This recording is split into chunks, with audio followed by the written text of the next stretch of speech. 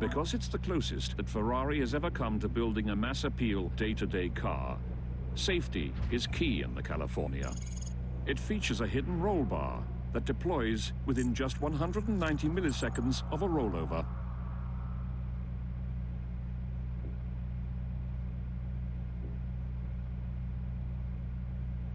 The rear-wheel drive Ferrari California features a 7-speed paddle shift transmission.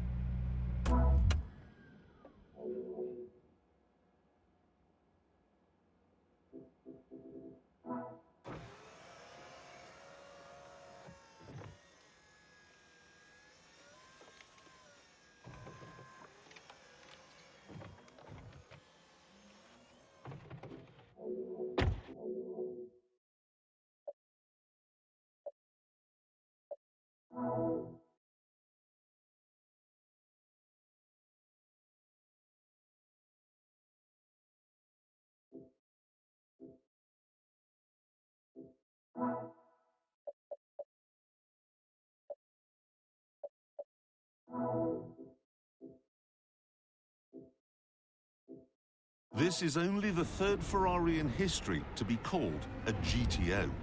The first, the 1962 250 GTO, remains the world's most valuable and quite possibly the world's most beautiful car. But its form came from its main function, as a racer. Likewise, GTO number 2, the 288 of the 1980s, was also made to go racing, only for the rules to change at the last minute, leaving it with nowhere to race. And now we have this, the third GTO, a slightly softened road-going version of the 599 FXX. It has 670 horsepower and a sense that it's constantly plotting new and exciting ways to physically harm you. But that's not the only reason why I don't much care for this car. The real reason I'm no fan is because the O in GTO means homologation. It means racing. And this 599 will never race, nor was it ever intended to. In essence, then, it's just a lightened, pumped-up version of the car a successful plastic surgeon would drive.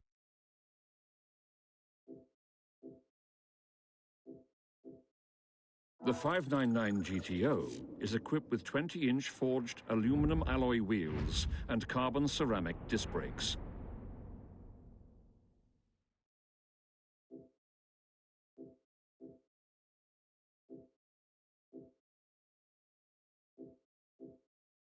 Extreme speeds often require high-tech solutions to keep a car right side up. The 599 GTO sports a meticulously designed rear diffuser that channels air for maximum downforce. The famous design firm Pininfarina has been styling Ferraris since 1952. Based on the extreme 599XX track car, the fully modern 599 GTO still fits well into this classic Ferrari design heritage.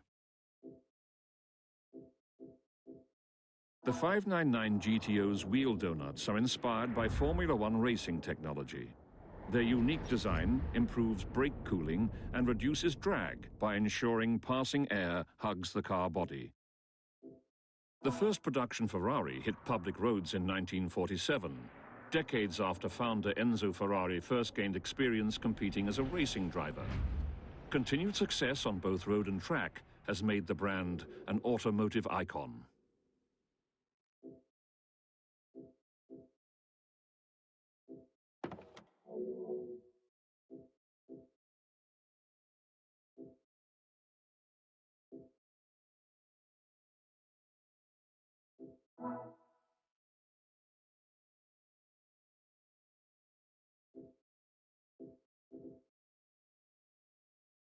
The rear-wheel drive Ferrari 599 GTO features a 6-speed paddle shift transmission.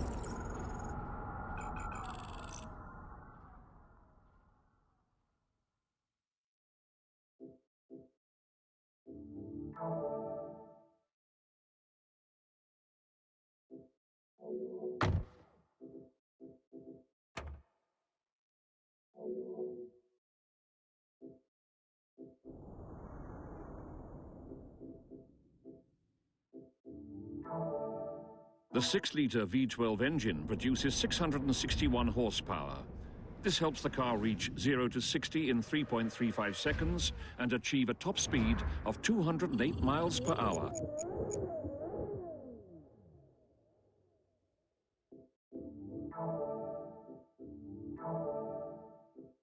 At 661 horsepower, the 599 GTO features Ferrari's most potent streetcar engine to date. This powerhouse is largely responsible for it being the fastest road-going Ferrari ever made.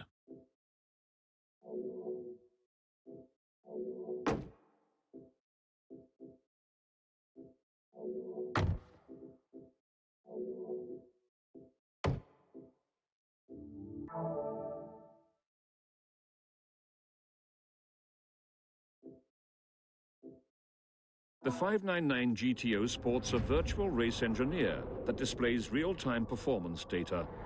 It may be street legal, but this car is clearly built for the track.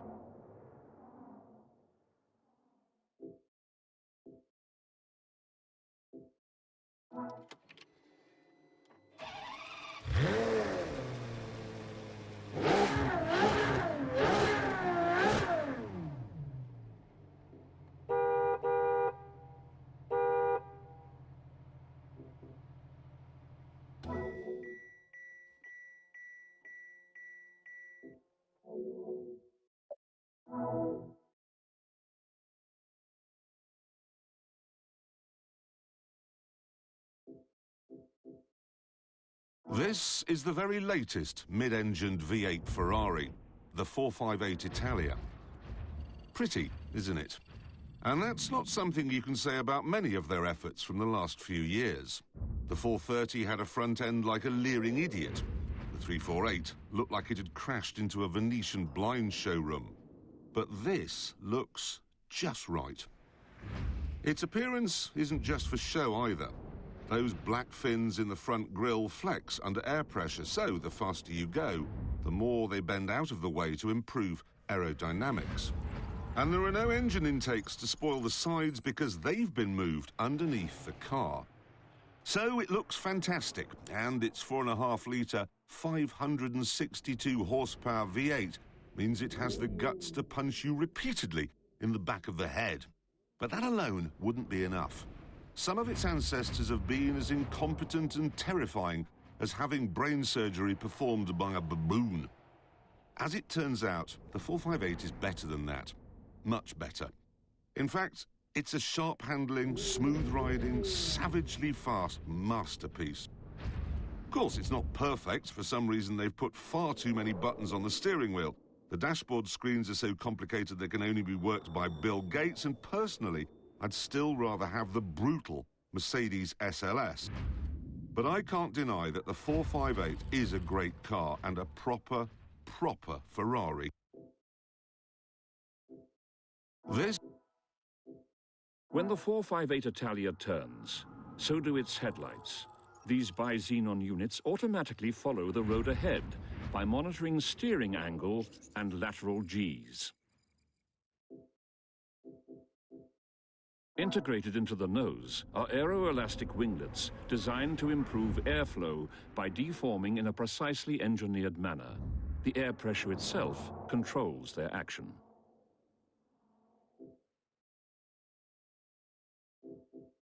The Ferrari 458 Italia is equipped with 20-inch 5-spoke alloy wheels and carbon ceramic disc brakes.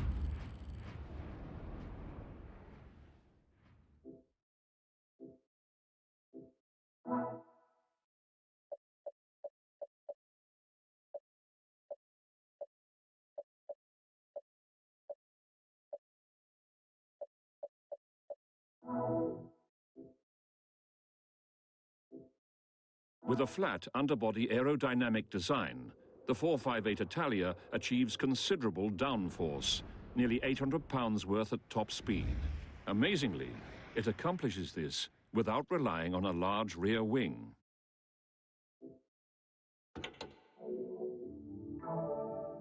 The 4.5-litre V8 engine produces 562 horsepower.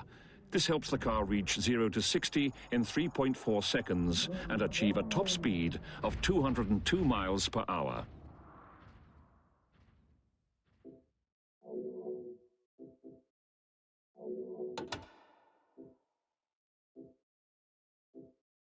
The legendary automaker Ferrari was founded in 1929 as a racing team run by Enzo Ferrari. Its very first road-going sports car, the soul-stirring 125S, was introduced in 1947.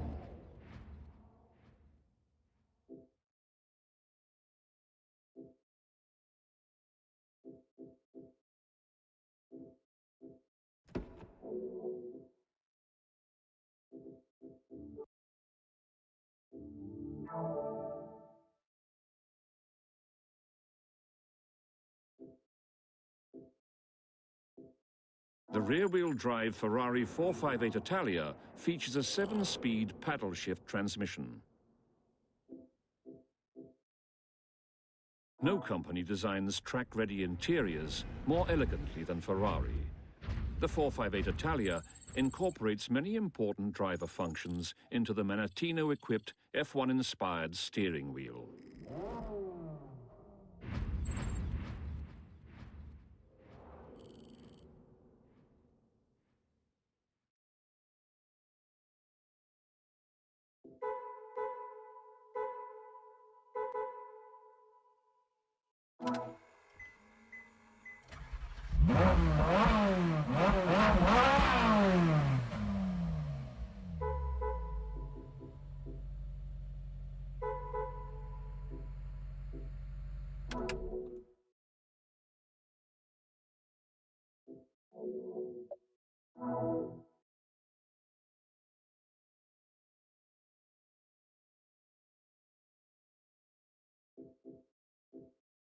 Big part.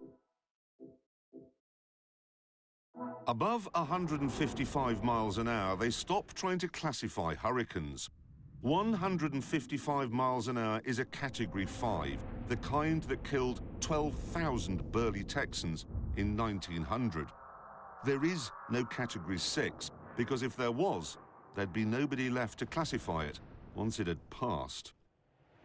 The Bugatti Veyron will pass through the air at 252 miles an hour, so you have some idea of the forces of nature at work here and the reasons why it needs to haul that vast aeroplane wing into the airstream to keep it stable. It's also why it needs 16 cylinders, 8 litres, 4 turbochargers, 10 radiators and 1,000 horsepower. Everything about this car is Category 6.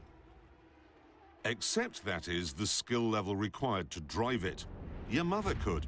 A flappy paddle gearbox developed by people who develop Formula One gearboxes, and a four-wheel drive system developed with some considerable amount of head-scratching by rocket scientists means you just get in and drive. And you won't drive anything faster. Anything. Like Concorde and the Saturn V, the Veyron is the furthest its particular engineering avenue will be explored. The men who engineered it are probably working now on hydrogen propulsion. There is no longer a place in the world for a car that will, with a twist of the special extra key required to dial in that hurricane-beating top speed, consume a set of 10,000-pound tyres in just 300 miles. And that makes me sad.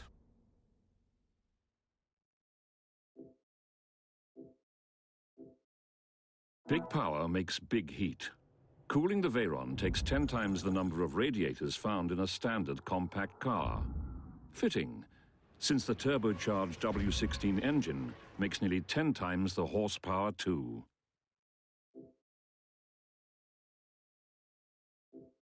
No one ever said breaking records was cheap.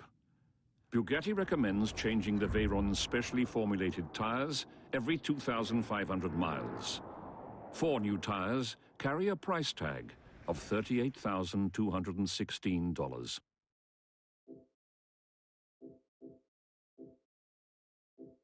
At top speed, the 16-cylinder beating heart of the Veyron can suck its 26-gallon fuel tank dry in 12 minutes flat. That's enough time to cover 50 miles.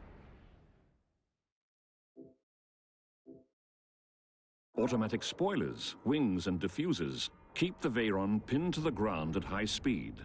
Slow down in a hurry, and the rear wing acts as an air brake, like the parachute on a top-fuel dragster.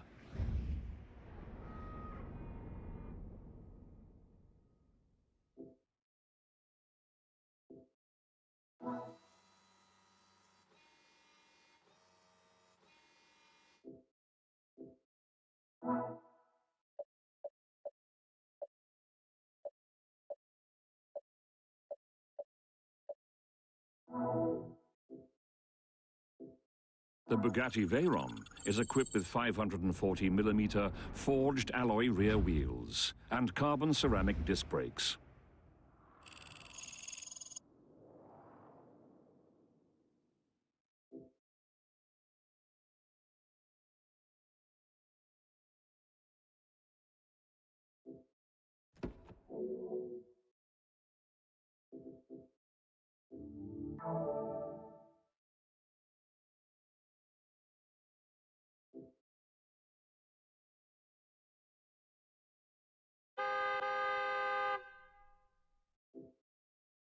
Bugatti gives Veyron buyers a special key that unlocks the car's true potential. With a twist of the wrist, the Veyron optimizes its aerodynamics and ride height for the push to its top speed of 253 miles per hour.